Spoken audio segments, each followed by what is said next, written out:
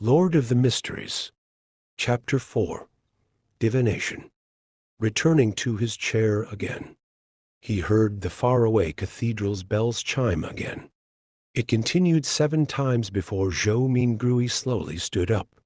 He went up front to the cupboard and took out his clothes. A black vest with a matching suit. Trousers that clung tightly to his legs. A halved top hat, and his faint scholarly air made Zhou Mingrui feel like he was watching in English drama set in the Victorian era. He suddenly muttered softly as he shook his head with a wry smile. "I'm not going for an interview. All I'm doing is buying some ingredients to prepare for my luck. Enhancement ritual." Klein was so concerned about his impending interview that it became instinct. When he was not focused enough, he habitually wore his only decent set of clothing. After taking a breath, Zhou Mingrui took off his suit and vest, switching to a brownish-yellow coat. He also changed to a felt hat with a rounded edge of the same color. With his outfit done, he walked to the side of the bed and lifted a square cushion. He reached his hand into an inconspicuous hole beneath and rummaged around before finding an intermediate layer. When he retracted his right hand, there was a roll of notes in his palm. There were about 8 notes with faded dark green colors. These were all the savings Benson had at the moment. It even included the living expenses for the next 3 days. 2 of them were 5 solely notes, and the remaining were 1 solely notes. In the Lone Kingdom's currency system, solely was ranked second. It originated from ancient silver coins. 1 solely was equivalent to 12 copper pence. They had denominations of 1 and 5 solely. At the top of the currency system was the gold pound. They were also paper-based, but were guaranteed by gold and pegged directly. A gold pound was equivalent to 20 solely. They had denominations of 1, 5, and 10 gold pounds. Zhou Mingrui spread a note and caught a whiff of the faint, unique ink. This was the smell of money, perhaps a result of Klein's memory fragments or his constant desire for money. Zhou Mingrui felt like he had instantly fallen in love with these notes. Look, their designs are so beautiful.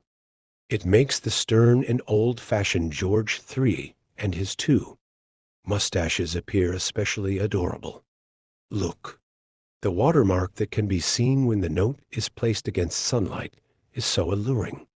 The exquisite design for the anti-counterfeit label makes it completely different from those fake fancy schlocks. Zhou Mingrui admired it for nearly a minute before pulling out 2 1 solely notes. He then rolled up the remaining notes and stuffed them back into the cushion's concealed layer. After arranging and flattening the cloth around the hole, Zhou Mingrui folded the 2 notes he had taken out neatly and placed them into the left pocket of his brownish-yellow jacket. He separated the notes from the few pence he had in his trouser pocket. With all of this done, he placed a key into his right pocket and brought a dark brownish paper bag along with him and quickly walked toward the door. His shuffling footsteps slowed down from a brisk pace until it eventually stopped. Zhou Mingrui stood by the door and was unsure when he had already begun to frown. Klein's suicide was fraught with peculiarities. Would he encounter any accidents if he were to leave just like that? After some deep thought, Zhou Mingrui returned to his desk and pulled open the drawer. He then took out the shimmering brass revolver. This was the only defensive weapon he could think of, and it was the only weapon with sufficient power. Although he had never practicing shooting, just pulling such a revolver out would definitely daunt anyone. He caressed the revolver's cold metal before stuffing his revolver into the pocket where his notes were. He clasped the money in his palm as his fingers pressed onto the gun's handle. It was perfectly concealed. Feeling secure, he who knew a little of everything suddenly had a worry. Would I end up misfiring? Being deluged with such a thought, Zhou Mingrui quickly thought of a solution. He drew the revolver and released the cylinder. He then aligned the empty chamber, which was a result of the suicide, along the gun's hammer before closing it. This way, even if there was a misfire, he would discharge an empty round. After stuffing his revolver back into his pocket, Zhou Mingrui kept his left hand in there. He pressed down on his hat with his right hand and pulled open the door before leaving. The corridor during the day remained dim as limited. Sunlight shone in from the window situated at the end of the corridor. Zhou Mingrui quickly went down the stairs and left the apartment before taking in the brilliance and warmth of the sun. Although it was almost July, it was still considered the middle of summer. However, Tingen was situated north of the Lone Kingdom, so it had unique climate characteristics. The highest annual temperature was not even 30 C on Earth, with even cooler mornings. However, the streets were awash with filthy water and strewn junk. From Klein's memories, this was not a rare sight in low-income communities, even if there were sewers. After all, there were just too many people, and people needed to survive. Come and try our delicious roasted fish, hot and fresh oyster soup. Drink a bowl in the morning and feel invigorated all day. Fresh fish from the port for just 5 pence apiece. Muffins and eel soup make the perfect combination. Conch, conch, conch. Vegetables freshly plucked from the farms outside the city. Cheap and fresh. The mobile hawkers who sold vegetables, fruits, and hot food shouted along the streets as they beckoned the rushing pedestrians. Some of them would stop and carefully compare before purchasing. Others would impatiently wave their hands as they had yet to find work for the day. Zhou Mingrui took in a whiff of the air that mixed both noxious and fragrant aromas. As he clenched the revolver tightly in his left hand, he held the notes tight. He pressed down on his hat with his right hand while passing through the busy street, slouching a little. There was bound to be thieves in populated areas. Furthermore, this street had no lack of poor citizens who were working part-time after losing their previous jobs. There were also starving children that were exploited by adults to do their bidding. He proceeded forward until he reached a point where the crowdedness around him restored to normal. He straightened his back and raised his head to look down the street. There was a vagrant accordionist busking. The melody was sometimes pleasant, sometimes fervent. Beside him were several children in ragged clothes with sallow complexions due to malnutrition. They listened to the music and moved to the beat, dancing self-made choreographies. Their faces were filled with joy as though they were a prince or an angel. A deadpan woman passed by. Her skirt was dirty and her skin was dull. Her gaze appeared dull and sluggish. Only when she looked at the bunch of children did a faint glow flash. It was as though she had seen herself from 3 decades ago. Zhou Mingrui overtook her and turned into another street before stopping at Smyron Bakery. The owner of the bakery was a 70-plus-year-old granny named Wendy Smyron. Her hair was completely grayish-white, and she always wore a genial smile. From the beginning of Klein's memories, she had been here selling bread and pastries. Oh, the Tingen biscuits and lemon cakes she bakes are very delicious. Zhou Mingrui gulped a mouthful of saliva and smiled. Mrs. Smyron, 8 pounds of rye bread. Oh, dear Klein, where's Benson? Is he not back? Wendy asked smilingly. In a few more days, answered Zhou Mingrui vaguely. As Wendy took the rye bread, she sighed. He sure is a hard-working lad. He will have a good wife. Upon saying this, the corners of her lips curled up as she said playfully, all is good now. You have already graduated. You are a history graduate of our Koi University. Oh, you will soon be able to earn money. You should not be staying in the apartment you are currently living in. At the very least, you should have a bathroom you can call your own. Mrs. Smyron, you seem to be a young and energetic woman today. All Zhou Mingrui could do was respond with a dry smile. If Klein were to successfully pass his interview and become a lecturer at Tingen University, it was true that his family would immediately be pushed up to a higher socioeconomic status. In his memory fragments, he had once fantasized about renting a bungalow in the suburbs. There would be 5 or 6 rooms, 2 bathrooms, a huge balcony upstairs, 2 rooms, a dining room, a living room, a kitchen, a bathroom, and an underground storage room on the first floor. This was not a wishful dream. Even a lecturer on probation at Tingen University would have a weekly salary of 2 gold pounds. After the probationary period, the salary would be raised to 3 gold pounds and 10 soldi. One had to know that despite working for so many years, Klein's brother, Benson, only had a weekly salary of 1 pound and 10 soldi. Ordinary workers at a factory did not even get a pound, or at best, a little more. And rent for a bungalow was about 19 soldi to 1 pound and 18 soldi. This is the difference between earning 3 to 4,000 yuan and earning 14 to 15,000 yuan a month. Zhou Mingrui mumbled to himself.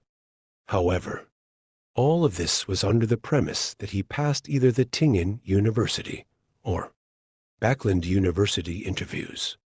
There were not many other opportunities. People without any connections were unable to get recommendations to become a public servant, and those who studied history were more limited in job opportunities. There was not much demand for private consultants from the aristocrats, banks, or industrial magnates, taking into account that the knowledge Klein grasped were fragmented and incomplete. Zhou Mingrui felt awkward and guilty towards Mrs. Smyron's expectations of him. "No, I have always been this young," answered Wendy humorously. As she spoke, she packed the 16 rye bread she had weighed into the brown paper bag that Zhou Mingrui had brought. She stretched out her right hand and said, 9 pence. Every rye bread weighed about half a pound, as differences were inevitable. 9 pence. Wasn't it 11 pence 2 days ago? Zhou Mingrui asked subconsciously. It cost 15 pence the month before the previous month. You have to thank the people who protested on the streets for the repeal of the Grain Act, said Wendy as she shrugged. Zhou Mingrui nodded in vague acknowledgement. Klein's memories regarding this was incomplete. All he remembered was that the core tenet of the Grain Act was to protect the prices of domestic agriculture products. Once the prices rose to a certain level, grain imports from southern nations like Finepotter, Mosin, Lemberg were stopped. Why would people protest the act? Without saying much, Zhou Mingrui, afraid he would end up pulling out the revolver, carefully took out his notes and handed one of them over to Mrs. Smyron. He was given 3 copper pence in change. Stuffing them into his trouser pocket, he took the paper bag containing the bread and headed for the lettuce and meat market across the street. He was working hard for the mutton stewed with peas his sister had exhorted. There was a municipal square at the intersection of Iron Cross Street and Daffodil Street. Many tents were erected there, and clowns dressed in odd and funny attires were distributing flyers. There's a circus performance tomorrow night. Zhou Mingrui glanced at the flyers in the hands of others, as he read their contents under his breath. Melissa would definitely like it. However, how much is the entrance fee? With that thought, Zhou Mingrui went closer, just as he was about to ask a clown with a red and yellow painted face. A hoarse woman's voice sounded from beside him. Would you like to try a divination? Zhou Mingrui subconsciously turned his head and saw a woman wearing a pointed hat and a long, black dress standing in front of a short tent. Her face was smeared with red and yellow paint, and her eyes were a profound grayish blue. No, Zhou Mingrui shook his head in response. He did not have the spare cash for divination. The woman laughed and said, "My tarot divination is very accurate." Tarot. Zhou Mingrui was instantly dumbfounded. This pronunciation was almost identical to the tarot cards on Earth. And tarot cards from Earth were a set of cards used for divination. They just had graphics that represented different omens. Wait, he suddenly recalled the origins of tarot divination in this world. It did not originate from the 7 Orthodox gods, nor was it an ancient legacy. Instead, it was created by the Intis Republic's consul of that era, Rosel Gusta, more than 170 years ago. This Mr. Rosel invented the steam engine, improved the sailing boat, overthrew the Intis kingdom's imperial rule, and was recognized by the god of craftsmanship. He also became the first consul of the Intis Republic. Later, he invaded other nations and placed Lemberg and other nations under his protection. He made the Lone Kingdom, Finapotter, Fasak Empire, and other powerful northern continent nations bowed down to the Intis Republic. Following that, the Republic was then changed to an empire, and he became the self-proclaimed Emperor Caesar. It was during Rosel's rule that the Church of Craftsmanship received its first public holy revelation since the 5th epoch. Ever since, the god of craftsmanship was changed to the god of steam and machinery. Rosel also invented tarot divination. He also established the contemporary system of paper-based cards and their play styles. There were many familiar styles that Zhou Mingrui was familiar with, such as Upgrade, Fighting the Landlord, Texas Poker, and Quint.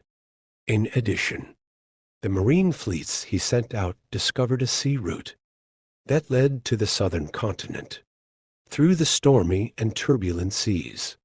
This also began the era of colonialism. Unfortunately, he was betrayed in his old age.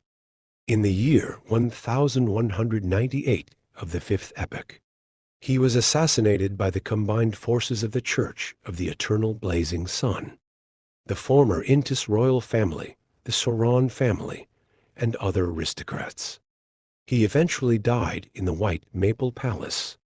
This, to recall such general knowledge, suddenly made him facepalm. Could this be a transmigration senior? With this in mind, Zhou Mingrui was intrigued to see what tarot cards looked like. Therefore, he nodded at the pointy-hat woman with the painted face and said, "If the, price is reasonable, I'll give it a try." The woman immediately said with a laugh, "Sir, you are the first one here today, so it's on the house." Here we come to the end of this chapter for today. Do not forget to follow our page on Facebook or subscribe to our channel on YouTube, and like the video and leave your comment, and we will meet you in a new chapter.